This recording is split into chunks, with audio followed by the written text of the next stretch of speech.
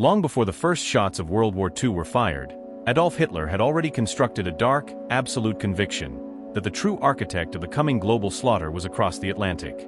To the Nazi regime, America was not a legitimate, sovereign democracy, but a hollow superpower that had been completely hijacked from within. Hitler firmly believed in an overarching conspiracy theory, that President Roosevelt was merely a frontman, a political puppet completely controlled by a shadowy network of international bankers and global financial elites. In Hitler's distorted worldview, this financial cabal had weaponized America's immense wealth and used Roosevelt to engineer a global conflict. He was convinced that the United States was actively plotting a war to bankrupt European civilization, destroy German sovereignty, and establish a new world order driven purely by ruthless capitalism. To Hitler, every German military move was framed not as unprovoked aggression, but as a desperate defense against an invisible globalist encirclement directed by the American government. The first major evidence that cemented Hitler's paranoia occurred on October 5, 1937, during a famous speech delivered in Chicago where President Roosevelt suggested that aggressive nations should be isolated by the international community like a contagious disease.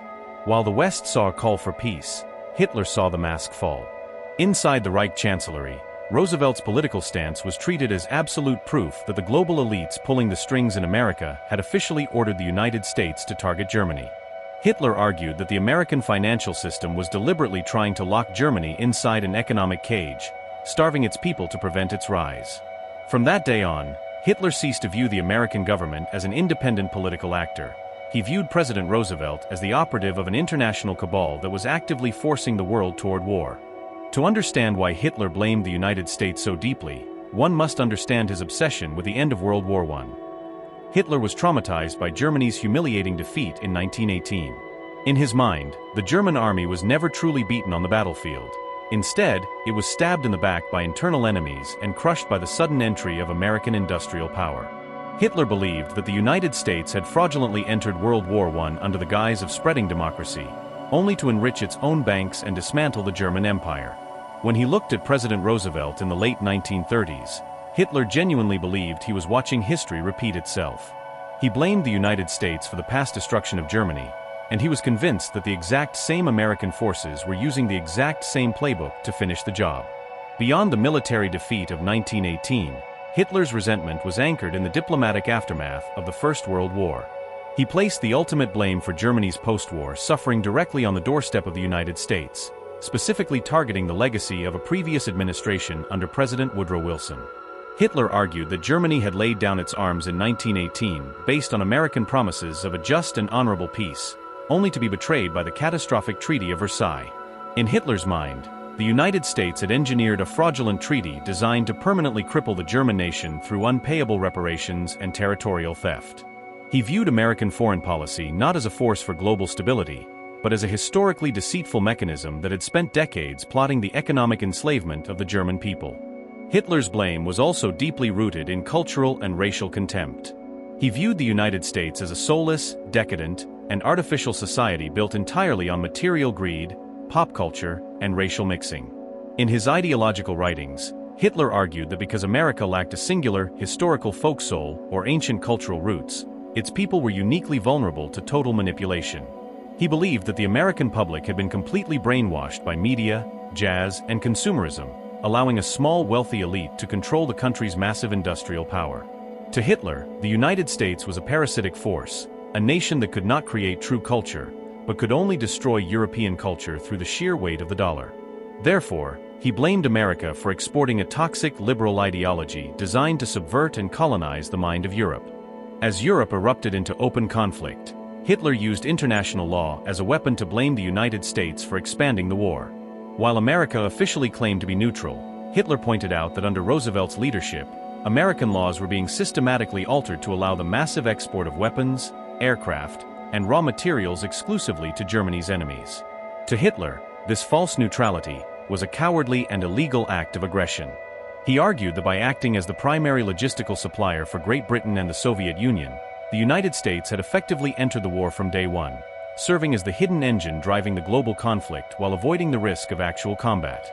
When the war intensified, Hitler's private records, such as his table talk, showed that his hatred focused entirely on the concept of American plutocracy, a society ruled purely by the wealthy. As billions of dollars in American aid flooded the front lines against Germany, Hitler did not see a democratic nation supporting its principles. Instead, he saw the ultimate proof of his economic conspiracy. In his public speeches, Hitler openly mocked the leadership of President Roosevelt, famously declaring to the German public, "I do not believe that a single state can be salvaged by a man who has ruined his own country's economy while trying to dictate the economic destiny of the entire world." In Hitler's mind, Roosevelt was artificially prolonging the war to maximize the profits of Wall Street billionaires. Even as the tides of war turned completely against Germany, Hitler's ideological blindness prevented him from ever seeing reality. He could never accept that his own aggressive expansions, his brutal racial policies, or his military miscalculations had united the world against him. To admit that would be to admit his own failure. Instead, his paranoia served as his ultimate psychological shield. By blaming the United States and its hidden global cabal for starting and maintaining the war, Hitler could maintain the illusion that he was a tragic hero fighting a holy crusade for the survival of European civilization. Every defeat was blamed not on tactical errors, but on the unfair, infinite wealth of the hidden masters behind Roosevelt's White House. In January 1941, the ideological divide reached a point of no return when President Roosevelt delivered a massive address to the American Congress, declaring that the United States would fully commit its industrial power to support any nation defending global freedom. To Hitler, this was the ultimate betrayal of international law. In his public rallies, Hitler used this open commitment to convince the German people that the United States had officially discarded its sovereignty to become an active, globalist aggressor. He argued that the American leadership was hiding behind moral crusades solely to justify an illegal economic expansion across Europe. By framing America's foreign policy as an unprovoked ideological crusade against Germany, Hitler shifted the entire blame for the war's escalating scale onto Roosevelt's shoulders, claiming that the American government was refusing to allow Europe to decide its own destiny. Adolf Hitler lived and died trapped inside a web of his own fanatical delusions. In his very final political testament, dictated in his underground bunker just hours before his suicide in April 1945, he stubbornly refused to take responsibility for the catastrophe he brought upon the world. With his final words, he once again blamed the United States, leaving behind this chilling statement. "It is untrue that I or anyone else in Germany wanted the war in 1939. It was desired and instigated exclusively by those international statesmen who were either of Western origin or worked for their financial interests." History, backed by cold, hard facts, proves that the leadership in America was not the puppet of a hidden cabal, but a force that recognized the mortal threat of fascism and mobilized its nation to crush it. In the end, Hitler's absolute refusal to face reality didn't just doom his empire, it ensured that the very power he blamed for starting the war would be the one to permanently extinguish his shadow from the face of the earth. Looking at how global power and financial elites operate today, did Hitler's conspiracy theory actually contain a grain of truth? Share your thoughts in the comments below.